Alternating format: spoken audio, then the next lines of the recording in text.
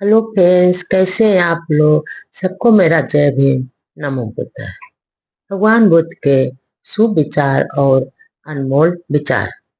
भगवान बुद्ध अपने भिक्षु संघ को एक कहानी सुनाते हैं। भगवान बुद्ध कहते हैं कि मूर्ख कौन है। भगवान बुद्ध अपने भिक्षु संघ को दो जेब कतरों की एक कहानी सुनाते हैं। भगवान बुद्ध कहते हैं, या धर्म गाथा। भगवान बुद्ध ने जेतवन में दो गिरा कटरों यानी जेब कतरों के संदर्भ में कही थी। एक बार दो मित्र जेतवन में धर्म प्रवचन सुनने के लिए समान नागरिकों के समूह में बैठ गए। उनमें से एक ने बहुत ही ध्यान से धर्म प्रवचन सुने और श्रोतापन हो गया।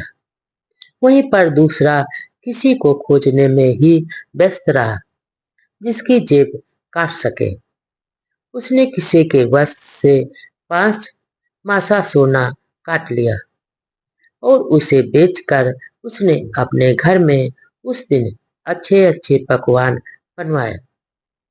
धर्म श्रोता के घर में पैसे की कमी थी, अतः उसके घर में साधारण भोजन भी नहीं बन पाया। चोर अपनी कमाई पर बहुत प्रसन्न था तथा उसने अपने धर्म श्रोता मित्र को उसकी पत्नी के सम्मुख लज्जित करते हुए कहा, तू तो अपने को बहुत बड़ा विद्वान समझता है, पर कहाँ गई तुम्हारी विद्वत्ता। तुम तो अपने लिए भोजन का भी प्रबंध नहीं कर पाए। दूसरे मित्र ने उसकी बातें ध्यानपूर्वक सुनी और मन ही मन सोचा कि मेरा मित्र निश्चय ही मूर्खतावश इस प्रकार की बातें कर रहा है। उसने काम तो गलत किया है, पर बातें ऐसी कर रहा है जैसे उसने कोई सदकर्म किया हो। धर्म श्रोता बाद में बौद्ध विहार गया और भगवान बुद्ध यानी शास्ता को पूरी कहानी सुनाई। भगवान बुद्ध ने अपने शिष्यों को समझाया कि इंसान जैसा होता है उसे स्वयं को वैसा ही स्वीकार करना चाहिए।